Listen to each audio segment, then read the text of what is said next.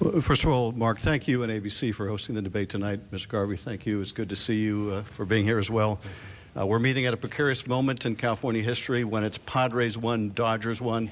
But also this is like a World Series press conference time because Californians are struggling to get by with food costs and rent costs and the cost of medicine. Our democracy is struggling. We have someone who wants to be a dictator on day one running for president. We have there you go again. The rights of millions of women have been taken away. So it's a precarious moment. We need leaders that can stand up to bullies. We need leaders who can stand up to the NRA. I would support an assault weapons ban. I would support extended and universal background checks. I would support a ban on extended ammunition clips and my own bill, which would strip away the NRA's immunity from liability. Mr. Garvey was asked just a couple of weeks ago if he would support any gun control measure, and his answer was an unequivocal no. That is not what Californians are looking for. Californians want a leader like Dianne Feinstein who will stand up to the NRA. All right, Christian Z, next question. Congressman Schiff, last week temperatures in the Bay Area were 30 degrees above normal. San Francisco hit 97 degrees. That's the highest October temperature in some 30 years almost. These conditions have become more common across California, and they increase the threat of wildfires. What specific policies would you push to make our state more resilient to climate change and devastating wildfires and other disasters? I've been meeting with people around the state who can't get insurance for their homes or the businesses because of the threat of fire.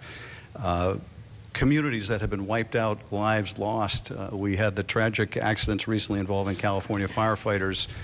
The loss of life has been terrible.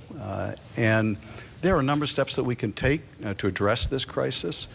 First and foremost, we have to address climate change. We have to aggressively incentivize renewable energy, move us away from fossil fuels, which are causing the planet to heat up and setting states like California on fire. Here I disagree again with Mr. Garvey, who says he's got an oil-first policy of opening the spigots. That is not the answer to climate change. We also need to use technology to fight fires. As chair of the Intelligence Committee, I helped get funding to make sure we used overhead assets to identify incipient blazes so that we could put them out before they spread. I've also worked to allow nighttime helicopter airdrops of water, a policy that the Forest Service refused to use for years. Mr. Garvey. Climate change. Well, let me say this first.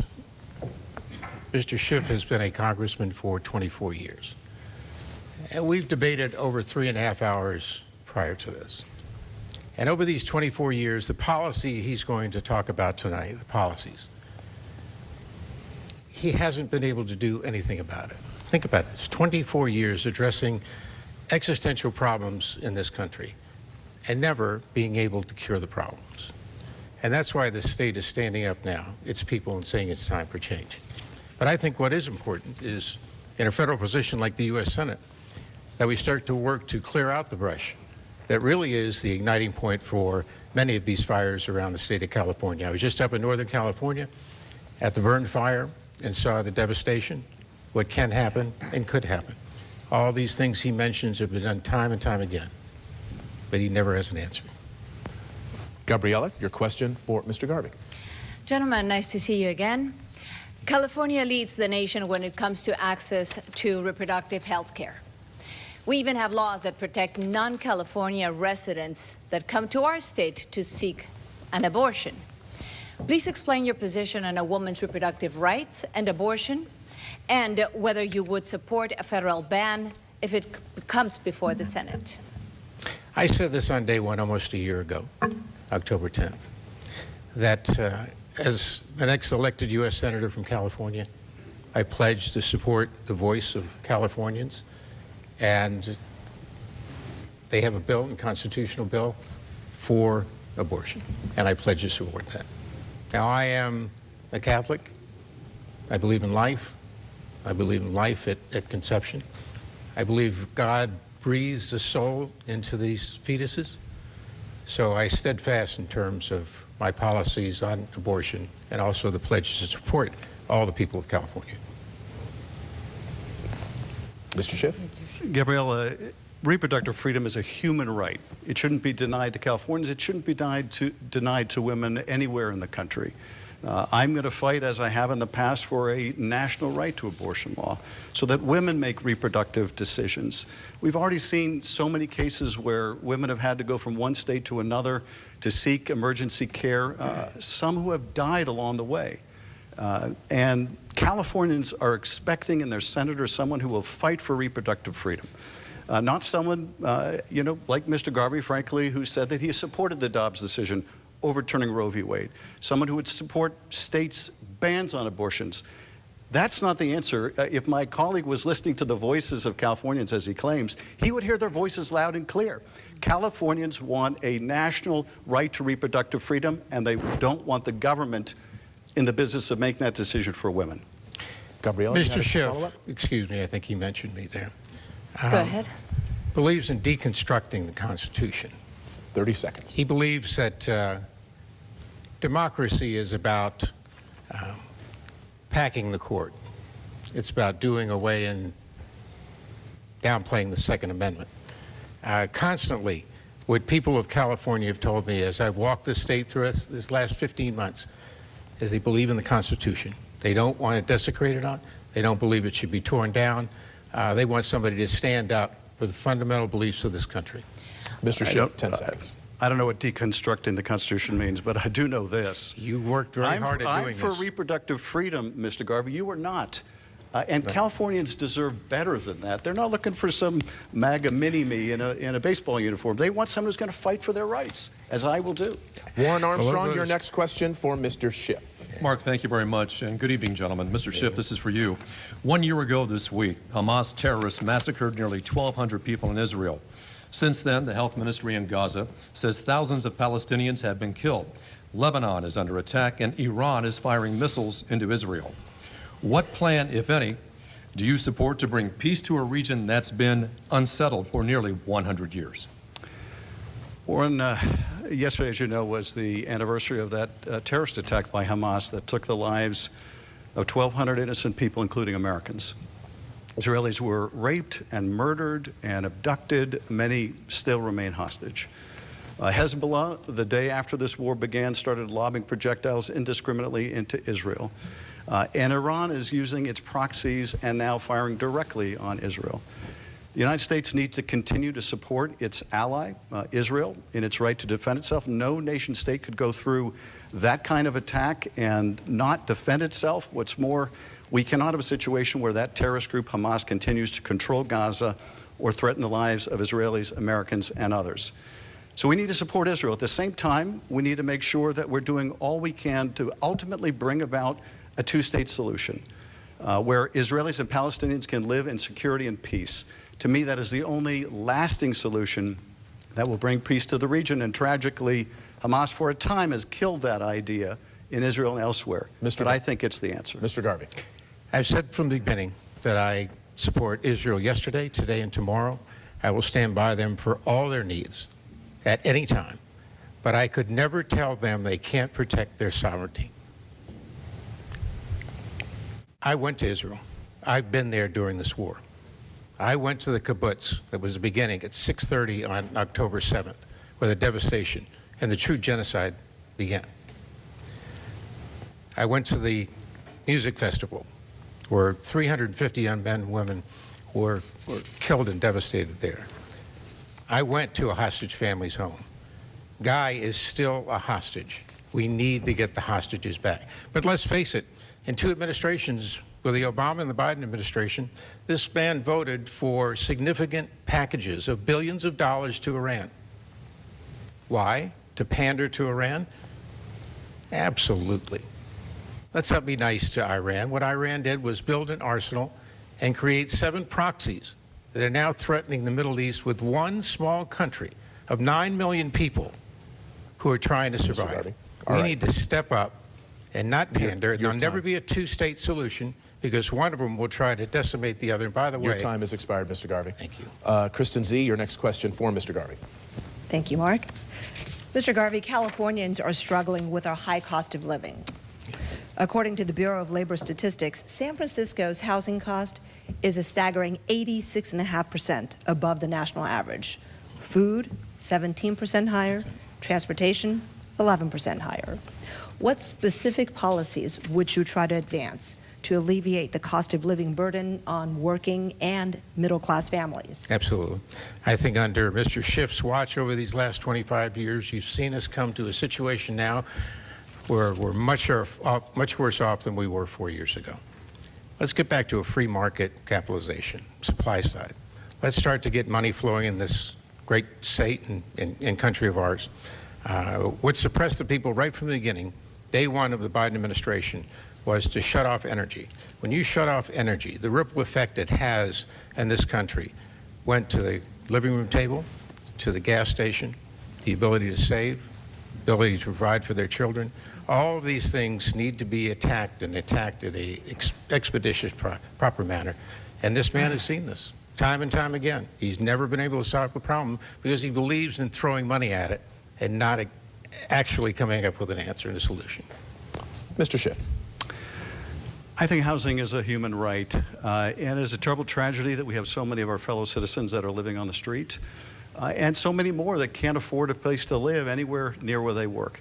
When I was a kid, my father was in the clothing business. He made $18,000 a year. My parents, on the strength of that single income, were able to afford our first home for $18,000 a year. That's not possible now.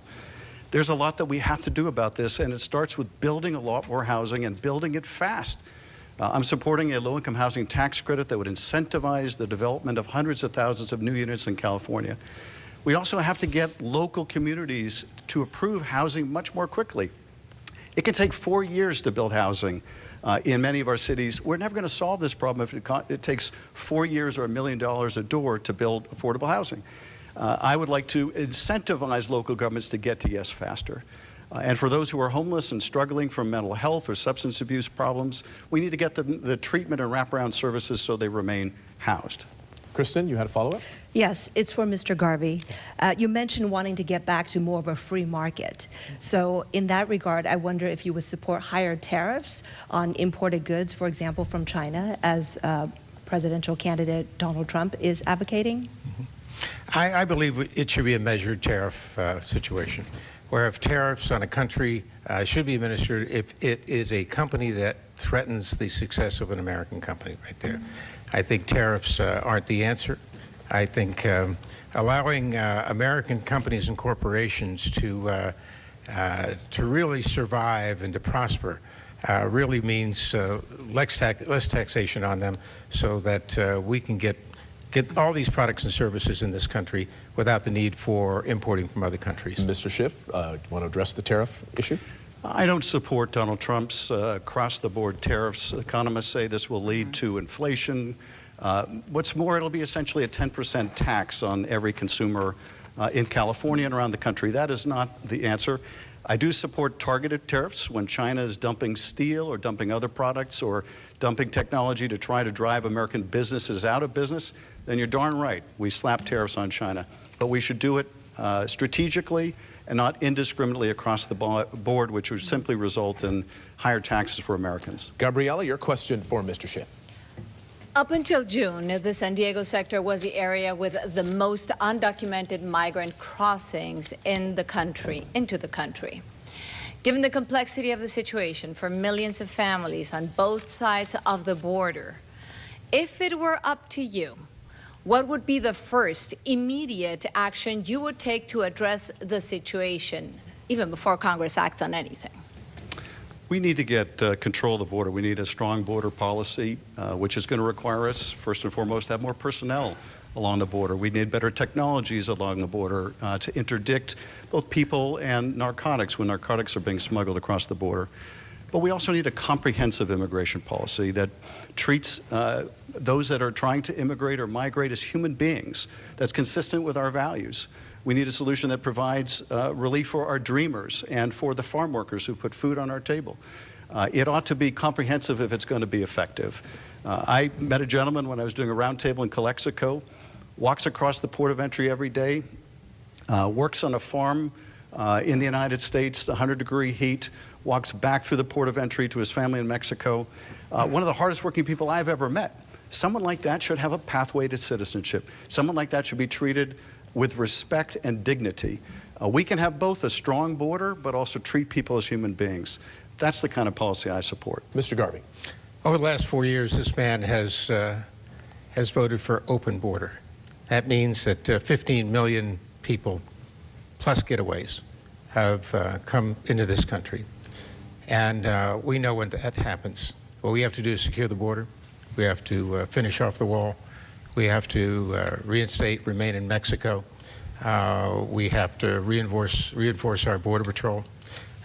We have to get back to building facilities at the border that will detain these illegal immigrants, then a judicial system that will try them. But let's face it, the times that I've been at the border, when I've gone up and down, it's an existential crisis in the country that's been created by Joe Biden. And with this man right here, maybe it's all about votes in the future.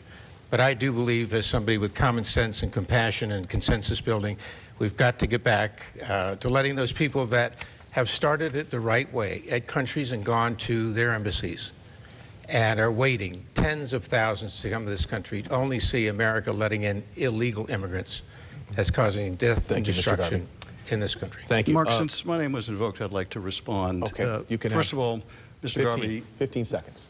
I've never voted for open borders, but I'll tell you what, you voted for Donald Trump now 3 times. You say you're going to vote for him again. This is somebody who wants mass deportations, someone who says they will enact mass deportations without the approval of Congress.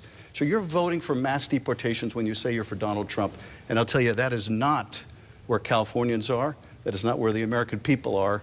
And that is certainly not where I am. 15 seconds, One Mr. of the Garvey. two of us is honest and straightforward. I would agree with that. And you're looking at him right here. What's happened is that you've hammered away at me at Donald Trump, and you don't know that. Don't really believe I'm but Donald Trump MAGA. But what is true is that I know your policies have you voted read for like George Project, Gascon? I know your policies, have you voted for George Gascon? I know your DA policies of, read Los like Angeles, Project 2025. who has been Mr. easy Garvey. on crime? I know what I've read on your We're moving a website. little How about further. Proposition 36? The last Are you question was voting about for Proposition immigration. 36? We are done. We're moving on now. Thank you, gentlemen. Warren Armstrong, your next question for Mr. Garvey. Mr. Garvey, California's water shortage and storage are major issues across California, especially in the Central Valley, where 25% of the nation's food supply is grown. How do you specifically plan to address the water crisis, not only for California residents, but for the U.S. agriculture industry and food security? That's a great question. I was just in Northern California, up the Shasta Basin, this second largest basin in the country, provides arguably the greatest agricultural area in the world with its water. The most important thing is we need support from our representatives. I don't think Mr. Schiff has done anything near what he needs to do, and this goes back to 24 years of failed policies. I think that what I saw last week were farmers, existential farmers who are the true roots of this country, needing water and should get it. You know, water is the platinum. They say oil is the gold.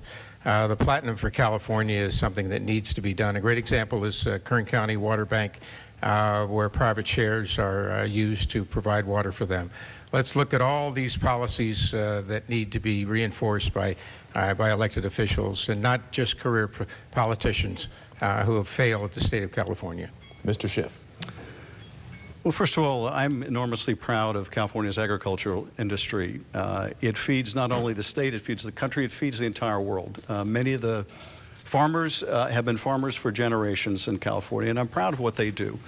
I'm also enormously proud of what the farm workers do, who toil for endless hours in the heat and often very difficult conditions to put food on our table. I want to make sure that that industry remains healthy. At the same time, I want to make sure that what has drawn so many people, including my own family, to California, our beautiful environment is preserved. And in order to strike that compromise, we're going to have to make use of this precious resource in a more efficient way, which means we're going to have to capture runoff in those wet years, when millions and millions of gallons go out into the ocean and are wasted. It means that we're going to need to transport water from where it can be gathered to where it can be stored. It means we're going to have to deploy new technologies that can bring scarce water directly to the plant and be more efficient in how we irrigate.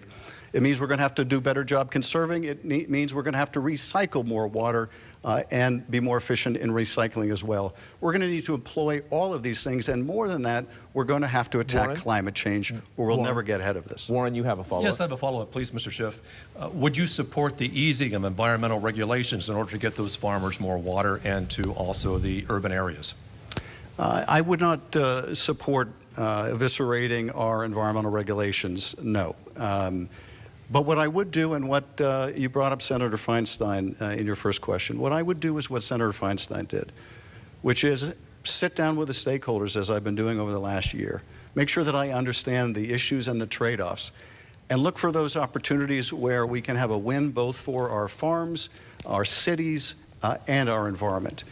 It is not, I think, beyond the capability of Californians to want to have it all and to do it all. That is, to make sure that we have a beautiful environment, that we preserve our wildlife, but that we also continue to be the breadbasket of the entire world. Mr. Garvey, 30 seconds. Should the environmental regulations be eased? Well, somebody who's built teams all my life and won knows how to work together and is a consensus builder.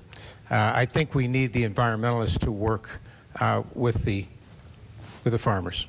This vivid area needs to be preserved. You know, Mr. Schiff has these great ideas, and if you look at his website, he's got 13 or 15 of them. The problem is he really doesn't have an answer of how to pay for that, and that's why all these issues lead up to $3 trillion in expense. But never does he have an answer on how to pay for these situations. Water, again, the platinum issue in California, and I'll fight for that every day. Kristen, your question for Mr. Garvey. I'm sorry, for Mr. Schiff, excuse me. Congressman Schiff, there is both excitement and trepidation over the rapid development of AI. One fear, though, is that AI may spread bias and misinformation. Another is its potential impact on the labor market. The White House Council of Economic Advisors has identified about 10% of the workforce as AI vulnerable. How would you address these concerns in the Senate without hurting innovation in California, especially in Silicon Valley? Well, I probably, as the chair of the Intel Committee, had one of Congress's first hearings on AI, and in particular, AI's impacts on our national security. At that time, I was concerned about foreign or even domestic misuse of AI during campaigns to mislead voters, a concern that has only become greater. But my principal concern about AI is the one that you mentioned. That is, what is the effect on the American worker? What we've seen over the last 50 years, sadly, is life has gotten hard for working families. It's not that they're not working. Unemployment is very low. But because of globalism, because of automation, people are working harder than ever and still struggling to get by. AI threatens to accelerate that. Now, I want to keep this technology and these jobs in California because it's a force multiplier for our economy, but I want to make sure that it's well regulated so we protect workers and we protect the workplace.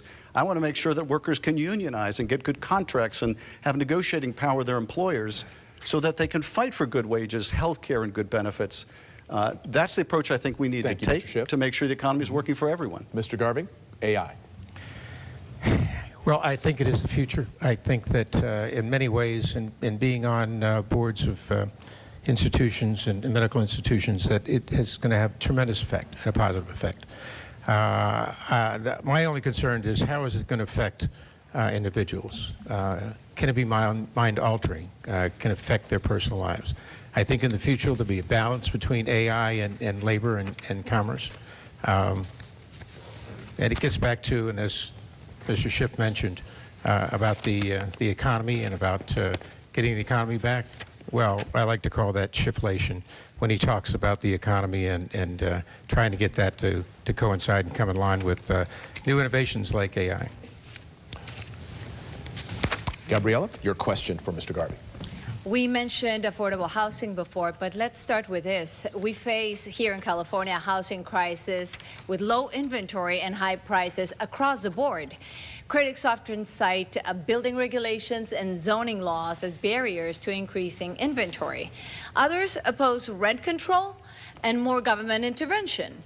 So do you believe we should let the housing market balance itself, or do we really need more regulation? Mr. Garvey first. Well, Mr. Garvey, Mr. Garvey, right? yes. That's me. Well, I think this gets back to more of a local issue, releasing land leases on a local basis, working with builders, giving them incentives to build housing. Mr. Schiff in his website talks about housing, affordable housing is just build more housing, but it's much more than that. But if we do start to mention a federal issue, I think this is where government becomes over-involved and a situation can be worked out on that local level. Mr. Schiff?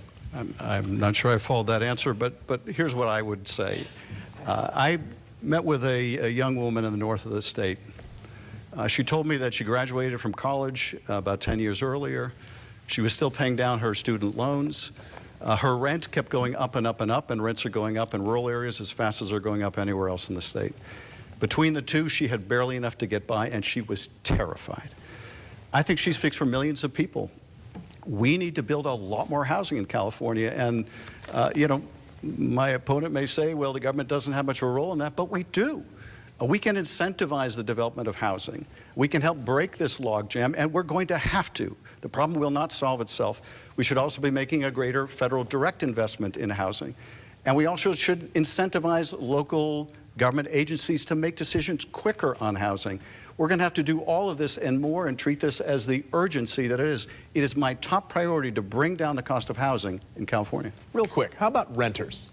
What are you going to do to help renters? Let's start with Mr. Garvey. Proposition 3, is that, are we No, addressing just that? what your policies would be to help people who rent. Well, 30 seconds. you know, it's interesting that young men and women, young families trying to buy maybe the single greatest asset they'll ever have can't do that because of inflation, because of the economy. And I think once we get that economy roaring again, we get supply side influence, free market capitalization, put money in their pockets, they'll be able to buy homes and be able to rent at an affordable price. And I think that's where it starts from. Okay, 30 seconds, Mr. Schiff, on rent, and then Gabrielle, you had a follow-up. Go ahead. Look, if you're lucky enough to buy a home, you get to write off a lot of your mortgage as a result. If you're a renter, you get no help. I don't think that's right. I would like to see a renter's tax credit so that renters also get some help with their rent. I'd also like to see us expand Section 8 vouchers. We've made a lot of progress in moving homeless veterans into shelter because we put such a focus and priority on veterans, as we should. But everyone deserves a place to live, and I think dramatically expanding Section 8 vouchers, making them available for people who need them, making sure that landlords can't turn down people who want to use a voucher. All right. This Thank is part of the answer. Thank you. Gabrielle, really quickly? Yeah, so it's simply put, more regulation? Do we need more housing regulation in the state of California, yes or no? 15 No, seconds each, max. we need no? less regulation. I think this is the problem. I think the more you regulate, the more you control. This man and his party wants to control this country, and they want to do this. This is almost a tyranny which a government suppresses the people Mr. by Schiff. controlling them. More 15 regulation, seconds. the answer is no, far from it. What we need are tax incentives to build housing. What we need are local governments that treat this as the urgency that it is, that will make quick approvals or quick refusals. It's not going to be appropriate to build everything everywhere. But a quick answer is much better than a long, lingering maybe or a no. Thank you. Local government needs to act fast. Gentlemen, thank you very much. We're going to take a quick break from this U.S. Senate Candidate Forum. We'll be right back with another half hour of questioning.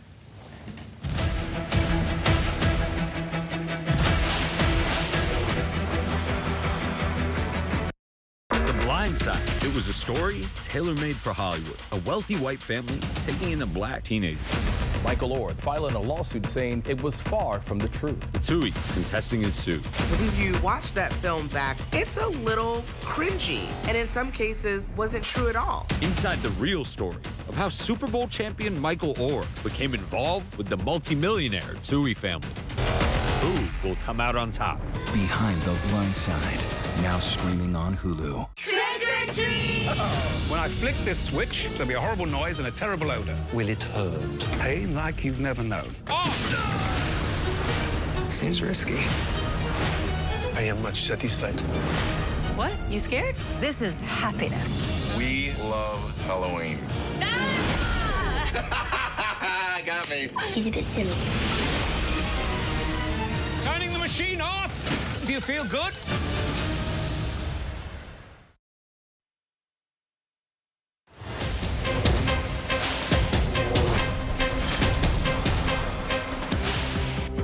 Welcome back to the U.S. Senate Candidate Forum, hosted by ABC7 and the League of Women Voters of California. We'll continue our questions now. I'm going to ask for Mr. Schiff and then Mr. Garvey. Who do you support for president and why? Mr. Schiff, you begin. I support Vice President Kamala Harris. I think she has a strong plan to make the economy work for everyone. I think she is a good and decent human being. I think she will stand up to bullies around the world like Vladimir Putin. She has earned my vote.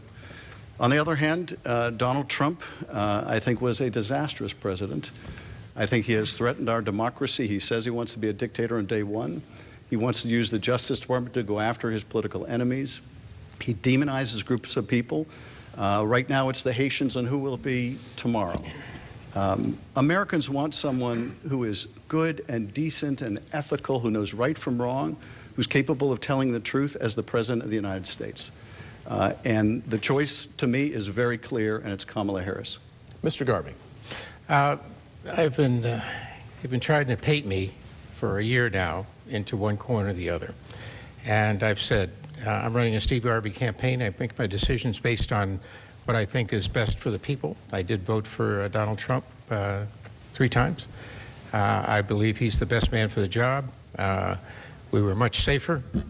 We had a better economy. We had more to look forward to. People could dream. But I can't imagine, Mr. Schiff, how you could get up every morning and have one mission, and that's to go after Donald Trump. You've been made a proxy by the higher-ups in your party, whether it's going after him concerning impeachment, all these things. And if you think about it for a minute, how can you think about one man every day and focus on that when you've got millions of people in California to take care of? Mr. I Schiff. think it's unconscionable. And like I said before, he lied to 300 million people when he was going through that whole process of trying to get Donald Trump impeached. Mr. Schiff, 30 seconds. Mr. Garvey likes that particular attack because that's what Trump likes to say. It's his way of telling MAGA viewers out there, hey, I'm one of you. That's not what Californians are looking for, Mr. Garvey. Mr. Garvey, I stood up to a corrupt president, and yes, I investigated him, I impeached him, I led the trial in the Senate, and when he incited a violent attack on the Capitol, and I was there that day, Mr. Garvey, I was there on January 6th as those insurrectionists were breaking down the doors and windows. The fact that you think that's perfectly okay, that you still want to support the guy who incited that violent attack, that tells me that you would never take your oath of office seriously, your time is as I expired. do. I'll give you 30 seconds, Mr. Garvey, and then we're going to move on. 30 seconds, sir. I've left him speechless. No, because I'm trying to think about all the things that you lost. You know, when you step up and you talk like you talk right now, it tells those hardworking people in California that you don't care about them. You care about something else. And I think that you were banned from the Intelligence Committee. You were censored, only one of 3 congressmen to be censored in the history of the Congress. And if you're elected to the U.S. Senate, it'll be the most toxic Senate in the history of the Senate. You know what it tells them, Mr. Garvey? It tells them that I will stand up and defend our democracy and that you won't. All right, gentlemen, we're going to move on from support for different candidates. Now we're going to talk about fentanyl. Warren, you have a question for Mr. Garvey. 122,000 deaths across the country last year were attributed to fentanyl. As of yesterday, there have been 62 deaths just in Fresno County. Legislation recently passed requires the president to sanction cartel members who are engaged in fentanyl trafficking and those who funnel precursor chemicals from China. But fentanyl is already here on our streets and it's killing people. How do you plan to address the fentanyl crisis if you're elected? Well, first of all, the majority of the fentanyl comes from China. It's precursored there. It's brought to Mexico. It's put together in Mexico, and then it's driven across the border. where it's driven the cartels for distribution that are killing Americans. Let's get back to securing the border, number one. Let's deal with Mexico honestly and straightforward, and let's deal with China on this. Let's stop being nice with China and nice with Mexico. Americans are being killed because the borders are open, let's face it. We've got to get back to securing the border. Fentanyl, single worst drug ever to come across the borders from anywhere, that are killing our people. Mr. Schiff. Prior to my service in the legislature, I was a prosecutor here in Los Angeles for 6 years. I prosecuted people smuggling drugs into this country from Mexico. I've experienced being on the front lines of the fight against those drug smugglers who are ruining countless American lives. Fentanyl has been a terrible curse. My wife, Eve, and I have 2 kids. When they're in college, we worried like every other parent that something might happen to one of our kids. It's terrifying, and for all too many, something did happen tragically. We need to strengthen our interdiction efforts at the border, that's true, but let's be honest about what's happening at the border.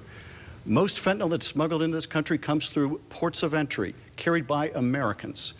And we need to go after them, and we need to go after the international cartels that are trafficking in this death. And yes, we need to go after China or anyone who is manufacturing these precursors so that we can protect American lives. All right, Kristen Z., your question for Mr. Schiff. Congressman Schiff, on Forbes' 2024 World Billionaires list, California has 86 billionaires, the most of any state. While the average income of the top 1% has risen significantly, middle-income Californians have seen their earnings and their buying power decline. What's your view on the tax burden for different income groups, and how would you address this growing wealth gap in our state? Some years ago, I had the opportunity to meet Warren Buffett, one of not California's billionaires, but one of the wealthiest people in the world. We discussed how the tax rate for his secretary was half of his own effective tax rate. He didn't think that was right, and he is correct about that. That's wrong, it's immoral, and it's terrible economics. If you look at it, a handful of the richest families in America own almost half of the nation's wealth. And the reason it has gotten this bad is we have a tax code that is terribly unfair to working people and middle-income families. I would change that. That Trump tax cut that Mr. Garvey supports, that just made the rich richer and it made corporations wealthier, but it did nothing for most families. In fact, Californians, middle-class Californians, got a tax increase when the SALT deduction, the state and local tax deduction, was capped in a punitive act by the former president, affecting blue states like California. I would raise that cap. I would support child tax credits that lift kids out of poverty, and I would make the very wealthy and corporations pay their fair share. Mr. Garvey, taxation? Taxation. 4 years ago, taxation was the sweet spot for this country. Vibrant economy, men and women going to work every day and believing that they could fulfill their dreams. And it's not that way now. Because an administration and because this man hasn't done anything over the last 24 years on any of these things that have given us any consistency in the line, what this state has become a welfare and a wealthy state. But let's let those people who, and getting back to what everybody talks about now are small businesses, let's get back to taxation that allows small businesses to be vivid again and contribute. I think I'm good with the Trump tax. I think it worked. We're worse off than we were 4 years ago. And let's get back to people who are successful, be able to make that much money, but they will pay their fair tax. Under my time in the U.S. Senate, 6 years, I'll make sure that happens. Gabriela, your question for Mr. Garvey. Latino voters.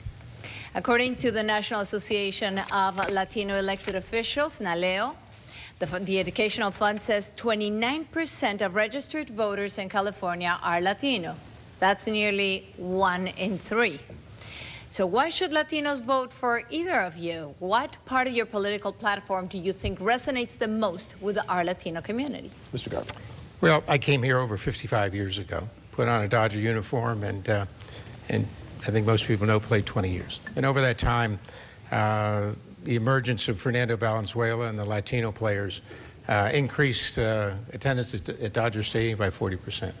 And in the last debate we had, the question was, Latino voters don't believe you really care about them. And I think Mr. Schiff said, well, we haven't. And I looked in the camera like I will now and say, when I get back to the U.S. Senate, the Latino community will be my priority, and I will fight for them. And if we get that supply-side economics in line and get this vibrant economy, the money will go into their pockets, and then know who really cares about them. Mr. Schiff.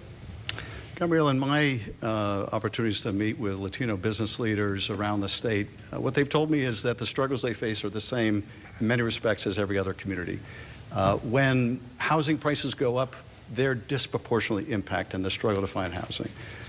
When the cost of food and gas and groceries go up and medicine, they're often left wanting. But more than that, there are strong regional needs that I'm also trying to meet. Latinos are most disproportionately impacted by the Tijuana River ecological disaster that's affecting their health. Similarly, in the Salton Sea area, Latino communities deeply adversely impacted by that environmental justice. In the Central Valley, hospitals like the Madera Hospital are shutting down because we're not adequately funding rural health care. Latinos are losing access to health care, life-saving health care. In the north of the state, lack of broadband access means a lot of Latino families get left behind when it comes to education. I'm going to fight for the Latino community. I'm very proud to have the endorsement of La Opinión in this race. This is going to be a top priority for me. Warren, your question for Mr. Schiff. Let's talk health care. The Centers for Disease Control and Prevention indicates that more than 8% of Americans, 27 million people, lacked health insurance at the beginning of 2024. That number is expected to increase as protections linked to the pandemic end. What is your plan to help those without health insurance, and how will you protect those with pre-existing conditions? Mr. Schiff. My wife and I had the experience that all too many families have of our daughter coming into a room in the middle of the night bleeding, and we had to rush her to a hospital. She was fine. She got treatment. She was fine. Too many families, though, in California and around the country don't have access to that kind of good, immediate, quality health care. I think we should make Medicare available for all who want to participate in it. Folks who don't want to participate shouldn't have to, but those who want to should have that opportunity. What's more, we should continue to negotiate down the price of medicine through Medicare negotiations. I'm going to fight to strengthen Medicare and Social Security. Mr. Garvey says we should, quote, cut these entitlements. That means cutting Medicare for seniors, cutting Social Security for seniors, these incredibly important health care and anti-poverty programs. That's not where Californians are. That's not where I am. My father passed away at 96 this year. He relied on Medicare. He relied on Social Security. He relied on VA health care. I want to make sure that's strong for future generations. Mr. Garvey. Let's make sure that we have a vivid and strong Medi-Cal and Medicaid and an expanded Medicare. I think that's where all this starts. Let's not do away with competition between healthcare companies. I'm on several boards that deal with healthcare. Again, we got to get back to this competitive nature of these United States. Regulations have constrained people competing against each other, and we become stagnant. Let's get back to free market capitalization, where these insurance companies, or I'm sorry, healthcare companies can compete for lower prices so it'll benefit all the people. Can healthcare companies not compete now? They've been restrained by regulations, and I think that's one of the problems with where we are in America right now is we need to deregulate. Once this administration took over the first day, you saw a significant amount of regulation in all the key areas that affect our lives. A quick question for both of you. There's some... respond to the last one, because I was puzzled to hear Mr. Garvey say he was supporting expanding Medicare. Because earlier in the campaign, Mr. Garvey, you said you wanted to, quote, cut these entitlements. What entitlements were you saying we should cut, if not Medicare and Social Security? Where are you getting your information? From you, Mr. Garvey. No, not from me. You know, when this campaign started, that first day I announced, you came out with a snarky remark that, oh, he was born on third base, meaning that I came from a wealthy family. Well, let me tell you, let me finish. This is going to be about how you disparage my mother, a hardworking woman who got up every day and took 2 buses to go to work, came home and took care of her son and her husband, who she helped get out the door, being a Greyhound bus driver and an invalid mother. So this is what you do. You I have lie nothing but the kind constantly. of things to say about your Let's mother. just face it. This is who you are, and this is what you do. We're talking about your wanting to cut entitlements. All right. I think we're getting a little far afield here. Let's continue. I have a question for both of you. Both presidential candidates have, at one time or another, come out in favor of abolishing the filibuster. The filibuster has been used in the past to stymie civil rights legislation, voting rights legislation. It's been used to stall or stop appointments to either the cabinet or the federal courts. I want to know both of your position on whether or not you would vote to abolish the filibuster, and I will begin with Mr. Garvey. Filibuster is a vibrant way for the minority voice to have an opinion. And in this country now, this administration and the progressives are trying to deconstruct the Constitution. They're trying to pack the Supreme Court. They're trying to do away with the filibuster, do away with the Electoral College. All these things are part of this vibrant, single greatest document in the world, and that's the Constitution. On his watch, all he's talked about is doing away with all of these things, packing the court, especially packing the court, right? To take away the real judicial voice of America. And I think that this is unconscionable at a time when we are around the world, never been threatened more, never been in more danger, that you should constantly talk about the Constitution, and now you can deconstruct it. Mr. Schiff, for or against abolishing the filibuster? I'm for abolishing the filibuster because, Mark, if we're ever going to restore voting rights, we're going to have to abolish the filibuster. If we're going to want to take meaningful action on gun safety legislation with the universal background checks, we're going to have to abolish the filibuster. If we want comprehensive immigration reform, we're going to have to abolish the filibuster. If we want to restore reproductive freedom to millions of women in California, we're going to have to abolish the filibuster. And as to packing the court, Mr. Garvey, in case you weren't paying attention, it's already been packed. It was packed with reactionary justices who took away the reproductive freedom for millions of people. That court ought to be term limited. There should be enforceable sanctions, ethics sanctions, an enforceable ethics code for that court, like any other federal employee. And yes, that court should be rebalanced, because I don't want my kids growing up under this kind of a reactionary and partisan Supreme Court. To the people listening, both in this state and around the country, what he's talking about is eliminating free speech. This administration is constantly talking about taking away the free speech of the people, doing away with the Second Amendment, the Bill of Rights, the Constitution, life, liberty, and the pursuit of happiness is under attack by Mr. Schiff and his party. That's why you need a voice like mine in the U.S. Senate starting next January. Mr. Schiff, I'll give you 30 seconds and then we'll move on. I appreciate that. Look, I don't know where he's getting half this stuff. He wants to abolish the First Amendment. He wants to stop people's right of First Amendment speech. That's gibberish. Here's what I do want. I want a Supreme Court that we can once again respect, that is enlarging our rights, not doing away with them.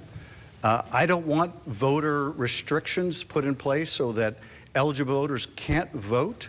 Another generation of Jim Crow laws. I don't want that.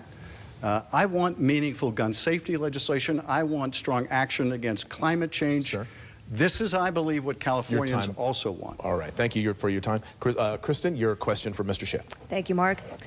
Congressman Schiff, in many national conversations, San Francisco is portrayed as crime-ridden and unsafe. But FBI crime data shows it's not actually among the top 100 most violent cities in the U.S. Similarly, California is sometimes characterized as a failing state, despite being the world's 5th largest economy and a center for innovation and diversity. So as a candidate seeking to represent California and its people, all its people, what is your view of California? And based on that view, how would you build a better California? Well, I realize that Californians are struggling. I understand that many of you are working harder than ever and having a difficult time getting by. And in the big cities, San Francisco is not alone. I think all big cities in California and many around the country are facing the same post-pandemic struggles to come back. I want to work with community leaders and stakeholders in every part of this Golden State. There's going to be a headline one day, San Francisco is back. There'll be another, Oakland is back. All of our cities are back. And it means that we're going to have to encourage and incentivize people to come back to these big, beautiful cities. California is this incredible hub of innovation. I want to keep the entrepreneurial economy here in California. It's given us all tremendous economic dividends. We want to keep that strong. Yes, it needs to be regulated to protect our society, to protect our workplace, but I want these jobs in California. I don't want them exported overseas. And again, I want to follow Dianne Feinstein's model. She sat down with people. She got to yes. You got to be able to work with people on both sides of the aisle and deliver. That's what I've done, and that's what I'll do. Thank you, Mr. Schiff. Mr. Garvey. Mr. Schiff, you're no Dianne Feinstein. I remember when this state was the heartbeat of America, and now it's just a murmur. It's because of the suppression of elected officials, career officials like you, who now have forced good people who have come to this state, came here to dream, knowing that every day, 85% of Californians wake up each morning and realize they're only going to break even or going to lose money. And it's shriftflation, it's suppression of energy and the voice of the people. And I think that this country is only going to start to grow when we start to build consensus, getting back to what I believe in, and that's common sense, compassion, consensus, and not voting 98% down party lines, being able to reach across the aisle and stick out your hand. And I'll do this as the next elected U.S. Senator. I'll go to all 99 of the senators and stick out my hand and say, I want to work with you for the best interest of your state and my state and this country. Mr. Schiff, I think a lot of them will want I'm going to give you with each me. 15 more seconds. Mr. Schiff. Well, I'd like to respond to what he said. And Mr. Garvey, I knew Dianne Feinstein. Dianne Feinstein was a friend of mine, and you're right. I would never pretend to be the equal of Dianne Feinstein. She was a giant. She was a giant. But I'll tell you something about Dianne Feinstein, about my own record. Like Dianne Feinstein, I've worked hard across the aisle to get mass transit built, to pass California's Patient Bill of Rights, which I wrote.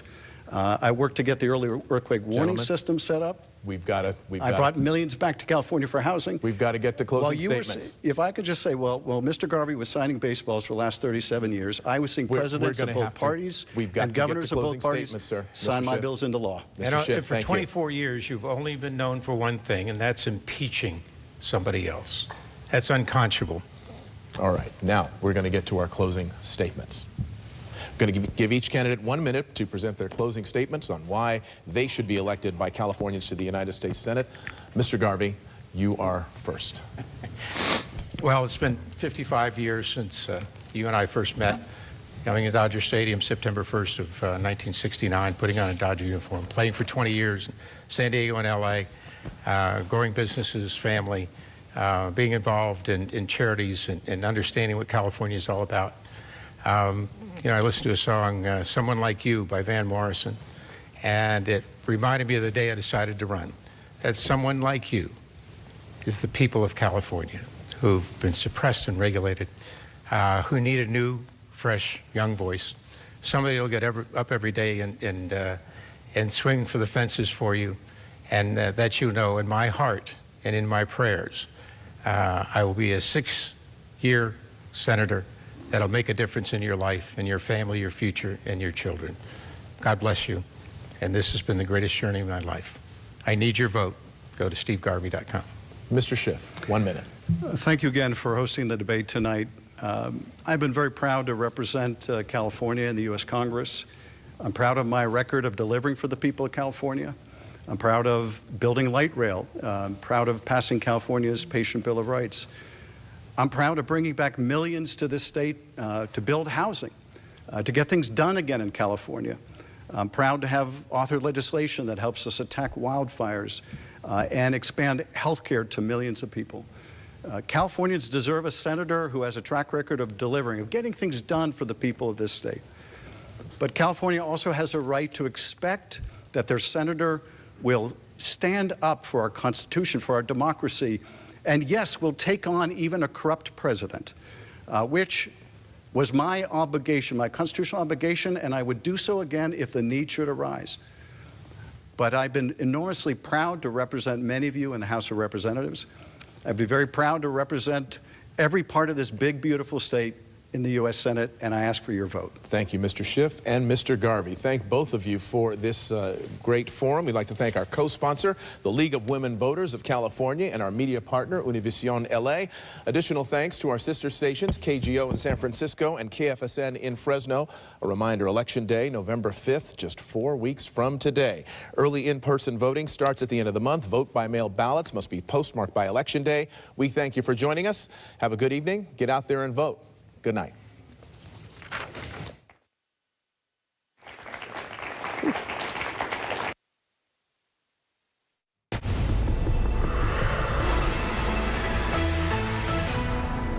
Good evening, everyone. I'm Lindsay Davis. Thanks so much for streaming with us. We are coming to you live after the debate between California candidates for Senate Adam Schiff and Steve Garvey as the fight for control of Congress heats up. The spirited one-hour debate covered a wide range of issues, including the economy, abortion, immigration, and artificial intelligence. Garvey at one point calling inflation Schifflation. Schiff blasted Garvey, calling him a MAGA mini-me in a baseball uniform. Schiff is a sitting Democratic congressman who has served in Congress since 2001 and led the first impeachment of former President Trump. Garvey is a former baseball player for the Los Angeles Dodgers and San Diego Padres. He has never held political office. The Golden State is a deep blue state and worth 55 electoral votes, the most of any state in the country.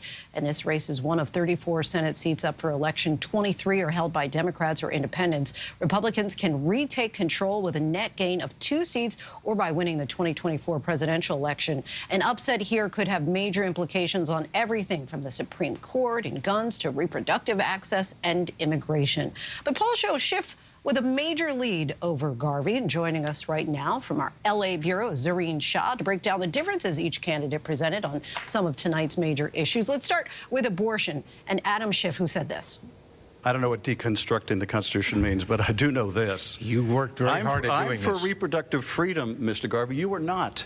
And Californians deserve better than that. They're not looking for some MAGA mini-me in a baseball uniform. They want someone who's going to fight for their rights, as I will do. MAGA mini-me right there. Zareen, before Representative Schiff said that, Mr. Garvey said he pledged to show support for the voice of Californians. How did he manage to thread that needle? Very carefully, but Schiff, of course, called him out. So Garvey said that he was personally against abortion. He says that he was a Catholic. He says he believes that life starts at conception. But then he says he believes in the voices of Californians, that he supports the voices of Californians. He points out the facts that voters in the state have built into their Constitution a protection for abortion. And Schiff didn't buy that. He basically said he was trying to have it both ways. And he tried in that moment, as well as many other moments, to try and connect Garvey with Trump. And Zareen, Garvey really resisted the notion of being a blind MAGA supporter. He admitted voting for Trump 3 times, but then he said this.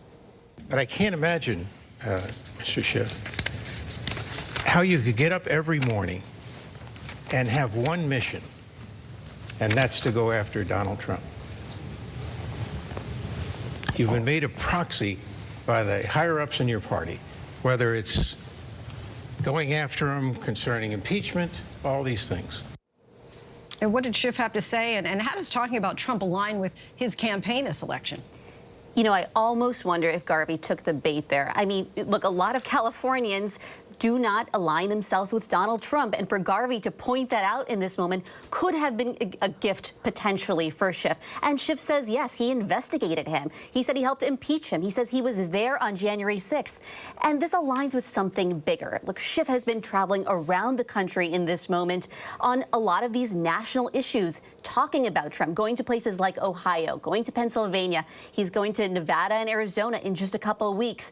And so it feels like he's certainly running on Donald Trump on these national issues in this moment, because he is, yes, ahead in the polls. And this moment did feel like something that Schiff perhaps wanted, Lindsay. And the candidates had a heated conversation about immigration. They're both against the border bill Vice President Harris backed. Schiff tried to tie Garvey to Trump, again saying this.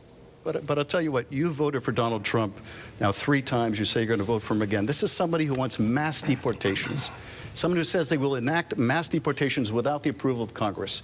So you're voting for mass deportations when you say you're for Donald Trump. And I'll tell you, that is not where Californians are. That is not where the American people are. And that is certainly not where I am. So, Zorine, where do both stand on the issue of immigration and border policy,